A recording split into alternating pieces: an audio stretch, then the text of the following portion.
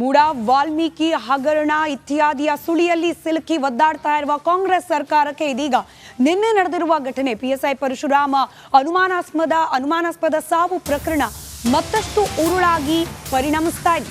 ಸಿದ್ದು ಸರ್ಕಾರಕ್ಕೆ ಇದು ಮತ್ತೊಂದು ಉರುಳಾಗಿ ಪರಿಣಮಿಸಿದೆ. ಪಿಎಸ್ಐ ಪರಶುರಾಮ್ ಸಾವು ಕೇಸ್ ವರ್ಗಾವಣೆ ದಂಧೆಗೆ ಪರಶುರಾಮ್ ಬಲಿಯಾದ್ರ ಅನ್ನೋ ಅನುಮಾನ. ಅವರ ಪತ್ನಿ ಇದನ್ನ ಬಹಿರಂಗವಾಗಿ ಹೇಳಿಕೆ ನೀಡಿದ್ದಾರೆ. ಎಂಎಲ್ಎ ಹಾಗೆ ಆತನ ಪುತ್ರನನ್ನ ಬಂಧಿಸಿ ಅಂತ ಹೇಳಿ ಪರಿಪರಿಯಾಗಿ ಬೇಡ್ಕೊಂಡಿದ್ದಾರೆ ಪರಶುರಾಮ್ ಪತ್ನಿ.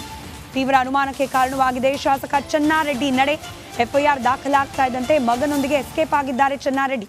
ಮನೆ ಕಚೇರಿ ಬಳಿ ಎಲ್ಲಿ ಹುಡುಕಿದ್ರು ಕೂಡ ನಾಪತ್ತೆ. ಶಾಸಕರು ಸಿಗ್ತಿಲ್ಲ, ಅವ್ರ ಮಗನೂ ಸಿಗ್ತಿಲ್ಲ. ಶಾಸಕರ ಕಚೇರಿ ಹಾಗೆ ಮನೆ ಎದುರು ಭದ್ರತೆಯನ್ನ ನಿಯೋಜನೆ ಮಾಡಲಾಗಿದೆ. ಸುಮಾರು 30ಕ್ಕೂ ಹೆಚ್ಚು ಜನ ಪೊಲೀಸರ ನಿಯೋಜನೆ. ಎಂಥ ದುರಂತ ನೋಡಿ. ಸಾವನ್ನಪ್ಪಿರೋದು ಕೂಡ ಪೊಲೀಸ್ ಇಲಾಖೆಯದ್ದೇ ಒಬ್ಬ ಸಿಬ್ಬಂದಿ. ಆರೋಪ ಇರೋದು ಸ್ಥಳೀಯ ಶಾಸಕನ ಮೇಲೆ, ಆತನ ಮಗನ ಮೇಲೆ. ಆ ಶಾಸಕನ ಮನೆಗೆ ಮತ್ತೆ ಪೊಲೀಸರನ್ನ ಭದ್ರತೆಗೆ ನಿಯೋಜನೆ ಮಾಡಿದ್ದಾರಂತೆ.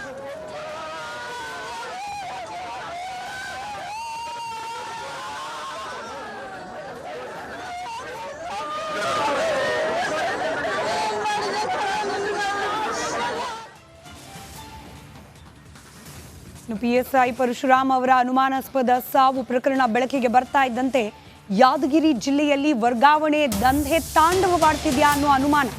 ಪ್ರತಿ ಪೋಸ್ಟಿಂಗಿಗೂ ಕೂಡ ರೇಟ್ ಕಾರ್ಡ್ ಫಿಕ್ಸ್ ಆಗಿದೆ ಅನ್ನೋ ಆರೋಪ. ಗೃಹ ಸಚಿವ ಡಾಕ್ಟರ್ ಜಿ ಪರಮೇಶ್ವರ್ ಅವರಿಗೆ ಶಾಸಕ ಶರಣಗೌಡ ಕಂದಕೂರ್, ಜೆಡಿಎಸ್ನ ಎಂಎಲ್ಎ ಶರಣಗೌಡ ಕಂದಕೂರ್ ಪತ್ರ ಬರೆದಿದ್ದಾರೆ. ಯಾದಗಿರಿಯಲ್ಲಿ ಅತಿ ಹೆಚ್ಚು ಮರಳು ದಂಧೆ ನಡೀತಾ ಇದೆ. ಹೀಗಾಗಿ ಲಕ್ಷ ಹಣವನ್ನ ನೀಡಿ ಯಾದಗಿರಿಗೆ ಬರ್ತಾ ಇದ್ದಾರೆ ಅಧಿಕಾರಿಗಳು. ರೇಟ್ ಕಾರ್ಡ್ ಫಿಕ್ಸ್ ಆಗೋಗಿದೆ. ಇಂತಿಂಥ ಹುದ್ದೆಗೆ ಇಷ್ಟಿಷ್ಟು ಹಣ ಅಂತ ಹೇಳಿ. ಪಿಎಸ್ಐಗೆ 20 ಲಕ್ಷ, ಸಿಪಿಐಗೆ 40 ಲಕ್ಷ, ಡಿವೈಎಸ್ಪಿಗೆ 50 ಲಕ್ಷ. ಪ್ರತಿ ಪೋಸ್ಟಿಂಗಿಗೆ ರೇಟ್ ಕಾರ್ಡ್ ಫಿಕ್ಸ್ ಆಗಿದೆ ಅಂತ ಹೇಳಿ ಪತ್ರ ಬರೆದಿದ್ದಾರೆ ಶರಣಗೌಡ ಕಂದಕೂರ್.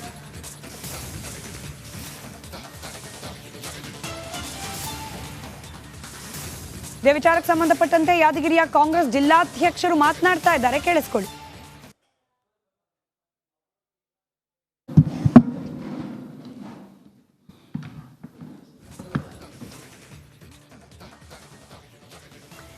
ಕೆಲವೇ ಕ್ಷಣಗಳಲ್ಲಿ ಈ ಪಿಎಸ್ಐ ಪರಶುರಾಮ್ ಅವರ ಅನುಮಾನಾಸ್ಪದ ಸಾವು ವಿಚಾರಕ್ಕೆ ಸಂಬಂಧಪಟ್ಟಂತೆ ಏನು ಕಾಂಗ್ರೆಸ್ ಮೇಲೆ ಗುರುತರ ಆರೋಪ ಕೇಳೋಕೆ ಸಿಗ್ತಾ ಇದೆ.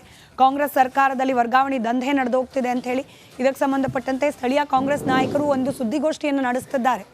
ಒಂದಷ್ಟು ಸ್ಪಷ್ಟೀಕರಣ ನೀಡೋ ಪ್ರಯತ್ನವೂ ಕೂಡ ಇದರಲ್ಲಿ ಆಗಬಹುದು ಅನ್ನೋ ನಿರೀಕ್ಷೆ. ಇದರ ನಡುವೆ ಶರಣಗೌಡ ಕಂದಕೂರ್ ಅವರು ಡೈರೆಕ್ಟಾಗಿ ಪತ್ರ ಬರೆದಿದ್ದಾರೆ ಗೃಹ ಸಚಿವರಿಗೆ. ಇಲ್ಲಿ ಅವ್ಯಾಹತವಾಗಿ ಮರಳು ದಂಧೆ ನಡೀತಾ ಇದೆ. ಹೀಗಾಗೇನೆ ಇಲ್ಲಿಗೆ ಬರೋ ಪ್ರತಿಯೊಬ್ಬ ಅಧಿಕಾರಿ ಕೂಡ ಒಂದಷ್ಟು ಕಳ್ಳಕಾಸನ್ನು ಮಾಡ್ಕೊಳ್ಬಹುದು ಅನ್ನೋ ಕಾರಣಕ್ಕೆ ಬೇಕು ಅಂತಲೇ ಯಾದಗಿರಿಗೆ ಪೋಸ್ಟಿಂಗ್ ಮಾಡಿಸ್ಕೊಳ್ತಿದ್ದಾರೆ. ಇದಕ್ಕೆ ಸಂಬಂಧಪಟ್ಟಂತೆ ಬಾಬುರಾವ್ ಚಿಂಚನಸೂರ್ ಮಾತನಾಡ್ತಿದ್ದಾರೆ, ಕೇಳಿಸ್ಕೊಳ್ಳಿ. ಈಗ ಅರ್ಧ ಪೆಟ್ಟು ಮುಗಿದಿದೆ. ನಾನು ಇವತ್ತಿನ ಸಿನ್ಸಿಯರ್ ಆಗಿ ಪ್ರಮಾಣದಿಂದ ನನಗೆ ಯಾವ ಥರದ ಆಶೆ ಇಲ್ಲ. ನಾವು ಸ್ವತಃ ಇಂಡಸ್ಟ್ರಿಯಲಿಸ್ಟು ಲ್ಯಾಂಡ್ಲಾರ್ಡು ಎಲ್ಲ ಬೇಕು. ನಮ್ಮ ಸ್ವತಃ ಇವತ್ತು ನಾವು ಇರೋದು ತಾಯಿ ಇಲ್ಲ, ತಂದಿಲ್ಲ, ಮಕ್ಕಳೇ ಮರಿ ಇರೋದೇ ಗಂಡ ಹೆಂಡತಿ ಇಬ್ಬರೇ. ನನಗೆ ಯಾಕೆ ಬೇಕು ರೊಕ್ಕ? ಅದಕ್ಕೆ ನಾನು ಒಂದು ಮಾತು ಹೇಳ್ತೀನಿ, ಶರಣಗೌಡ ಕಂದಕೂರ್ಗೆ ನನಗೆ ಏನಾರ ಯಾರ್ಯಾರು ರೊಕ್ಕ ಕೊಟ್ಟು ಸುಬುತ್ ಮಾಡಿದ್ರೆ ನಾನು ಇವತ್ತೇ ರಾಜಕೀಯ ಹೇಳ್ತೇನೆ. ಸುಬುತ್ ಮಾಡಿ ನೀವು ಇವತ್ತು MLA ರಾಜೀನಾಮೆ ಕೊಡಬೇಕು. ಇಂಥವು ಡಬಲ್ ಮಾಡಿ ಮಂದಿ ಫೋನ್ ಮಾಡಿ ಅವನು ಪಾಪದ ಕೂಡ ಈಗ ತುಂಬ್ಯದ. ಶರಣಗೌಡಂದು ಪಾಪದ ಕೂಡ ತುಂಬ್ಯದ. ಈಗ ಪಾಪದ ಕೂಡ ಟಪ್ ಅಂತ ಹೊಡೆಯೋ ಸಮಯ ಬಂದಿದೆ. ಅವನಿಗೆ ಓಡಿಸ್ತೇವೆ ಪಾಪದ ಕೂಡ. ನಾವು ನೋಡ್ರಿ, ನಾವು ಇಲ್ಲಿ ತನಕ ಒಂದು ಮಾತು ಯಾರ ಮೇಲೆ ನಾವು ಟೀಕಾ ಮಾಡಿಲ್ಲ. ನಾವು ಒಬ್ಬರ ಮೇಲೆ ನಾನು 50 ವರ್ಷ 35 ವರ್ಷ ರಾಜಕೀಯ ಮೇಲೆ ನಾವು ಒಬ್ಬರ ಮೇಲೆ ನಾನು ಟೀಕಾ ಮಾಡಿಲ್ಲ. ನಂದು ತೆರೆದ ಇತಿಹಾಸ ಇದೆ, ತೆರೆದ ಪುಸ್ತಕ ಇದೆ. ನನಗೇನು ಭಿಕ್ಷೆ ಬೇಡ. ನಾನೇ ಇದು ಪಾಪದ ಪುಣ್ಯದ ಕೈ, ಕೋಟುಗಟ್ಟಲೆ ದಾನ ಧರ್ಮ ಮಾಡಿದ ಕೈ ನನ್ನ ಮೇಲೆ ಸುಳ್ಳು ಆರೋಪ ಮಾಡಿದ. ಅದಕ್ಕೆ ನಾವು ಒಂದೇ ಮಾತು ಹೇಳ್ತೀನಿ, ಅವ ಅಪ್ಪ ಹುಟ್ಟಿನಂದ್ರೆ ನಾನು ರೊಕ್ಕ ಕೊಟ್ಟಿದ್ದು ಸೂಟ್ ಮಾಡಿರಿ ಇವತ್ತು ನಾನು ರಾಜಕೀಯ ಇರ್ತೀನಿ. ಒಳ್ಳೆಯ ಅವ MLA ರಾಜೀನಾಮೆ ಕೊಡು. ಇಷ್ಟೇ ನಾವು ಸವಾಲು ಆಗ್ತಾಯಿತ್ತು. ನಂದೇನದ ತಾಯಿ ಇಲ್ಲ, ತಂದಿಲ್ಲ, ಮಕ್ಕಳು ಜನರೇ ನನಗೆ ಮತದಾರೇ ನನ್ನ ಬಂಧುಗಳು, ಮತದಾರೇ ನನ್ನ ತಾಯಿ ತಂದೆ, ಮತದಾರೇ ನನ್ನ ಪಳ್ಳಿ ಸಮಸ್ತ ಕುಲ ಬಾಂಧವರಿಗೆ ನಾನು ಅಂತಮ್ಮನ ತಿಳ್ಕೊಂಡು, ಸೋದರನ್ನು ತಿಳ್ಕೊಂಡು, ಬ್ರದರ್ ಇವತ್ತೇನೋ ಅವ್ನು ದೈವದ ಗೆದ್ದ. ನಾ ಗೆದ್ದಿದ್ದೆ ಇವತ್ತು ಪವರ್ಫುಲ್ ಮಂತ್ರಿ ಇರ್ತಿದೆ. ನಾ ಹಿಂದಕ್ಕೆ ಮಂತ್ರಿ ಇದ್ದಾಗೂ ಸಹಿತ ಎಲ್ಲ ಸಿಂಚಲಾಗಿ ಪ್ರಮಾಣ ಸಣ್ಣವ್ರ ಬರಲಿ ದೊಡ್ಡವ್ರ ಬರಲಿ ಸಮಸ್ತ ಕುಲ ಬಂದು ಒಳ್ಳೆ ಪ್ರೇಮದಿಂದ, ಪ್ರೀತಿಯಿಂದ, ವಿನಯದಿಂದ, ಸೌಜನ್ಯದಿಂದ ಸಮಸ್ತ ಕುಲ ಬಂದು ಸೇವೆ ಮಾಡಿದ್ದೀವಿ. ನಮ್ಮದು ತೆರೆದ ಇತಿಹಾಸ ಇದೆ, ತೆರೆದ ಪುಸ್ತಕ ಇದೆ, ತೆರೆದ ಕನ್ನಡ ಇದೆ, ತೆರೆದಿತ್ತು. ಯಾರ್ಯಾರು ಬಟ್ಟು ಮಾಡಿ ತೋರಿಸಬಿಲ್ಲ. ಇವತ್ತು ನಾವು ಅಧ್ಯಕ್ಷರು ಒಳ್ಳೆಯ ಪಕ್ಷ ಸೋಲ ಚೆನ್ನಾಗಿ ಕೆಲಸ ಮಾಡ್ತಾರಲ್ಲ. ಇವತ್ತು ನಮ್ಮದೇ ಕಾಂಗ್ರೆಸ್ ಸರ್ಕಾರ ಇದೆ. ಆಯಿತು, ಸೋತ MLAಗೆ ಕೆಲವು ಆಫೀಸರ್ಗೂ ಪವರ್ ಕೊಟ್ಟರು ಸರ್ಕಾರ. ಆದರೂ ನಾವು ಯಾವುದಕ್ಕೂ ಸಹಿತ ಅವ್ನು ಗೆದ್ದ ನಂತರ ಎದಕ್ಕೂ ನಾವು ಕೈ ಹಾಕಿಲ್ಲ.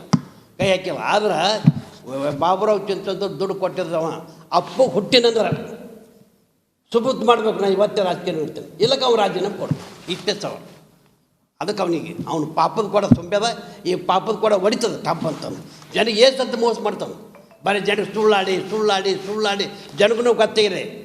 ಇವ ಸುಳ್ಳು ಎಮ್ ಎಲ್ ಅಂತ ಎಲ್ಲರಿಗೂ ಗೊತ್ತಾಗಿದೆ. ಏನು ಸುಳ್ಳು ಎಮ್ ಎಲ್ ಅಂತ ಗೊತ್ತಾಗಿದೆ. ಸಮಯ ಕಾಯ್ತದ ಜನ. ಮುಂದಿನ ಸಲಕ್ಕೆ ಅವ್ನಿಗೆ ಪಾಠಕ್ಕೆಲ್ಲ ನಾವೆಲ್ಲರೂ ಸೇರಿ ಅವ್ನಿಗೆ ಪಾಠ ಕಲಿಸ್ತೇವೆ.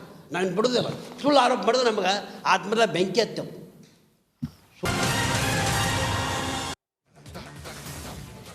Welcome back. ಮುಡಾ ಹಗರಣ, ವಾಲ್ಮೀಕಿ ನಿಗಮದ ಬ್ರಹ್ಮಾಂಡ ಭ್ರಷ್ಟಾಚಾರ, ಇದೀಗ ಕೇಳೋಕೆ ಸಿಗ್ತಾ ಇರುವ ವರ್ಗಾವಣೆ ದಂಧೆ ಆರೋಪ. ಕಾಂಗ್ರೆಸ್ ಪಾಳೆಯದ ಸುತ್ತ ಇಷ್ಟೆಲ್ಲ ಆರೋಪಗಳು ಸುತ್ತಕೊಳ್ತಾ ಇರುವ ಬೆನ್ನಲ್ಲೇ ಇದೆಲ್ಲವನ್ನ ವಿರೋಧಿಸಿ ದೋಸ್ತಿ ಪಾಳೆಯ ಕಾಂಗ್ರೆಸ್ ಸರ್ಕಾರದ ವಿರುದ್ಧವಾಗಿ ನಡೆಸ್ತಾ ಇರುವ ಪಾದಯಾತ್ರೆ ಇವತ್ತು 2ನೇ ದಿನ. ಬಿಡದಿಯಿಂದ ಕೆಂಗಲ್ವರೆಗೂ ಸಾಗುತ್ತೆ ಪಾದಯಾತ್ರೆ. ಈ ಪಾದಯಾತ್ರೆ ಸಂದರ್ಭದಲ್ಲಿ ಡಿ.ಕೆ. ಶಿವಕುಮಾರ್ ಅವರ ವಿರುದ್ಧವಾಗಿ ಕೆಂಡಾಮಂಡಲವಾಗಿ ಮಾತನಾಡಿದ್ದಾರೆ ಕುಮಾರಸ್ವಾಮಿ.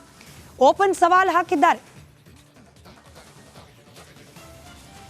ಪ್ರಥಮವಾಗಿ ಈ ಒಂದು ಹೋರಾಟಕ್ಕೆ ಎರಡು ಪಕ್ಷಗಳ ನಮ್ಮ ಕಾರ್ಯಕರ್ತ ಬಂಧುಗಳು ದೊಡ್ಡ ಮಟ್ಟದ ಯಶಸ್ಸನ್ನು ತಂದಿದ್ದಾರೆ.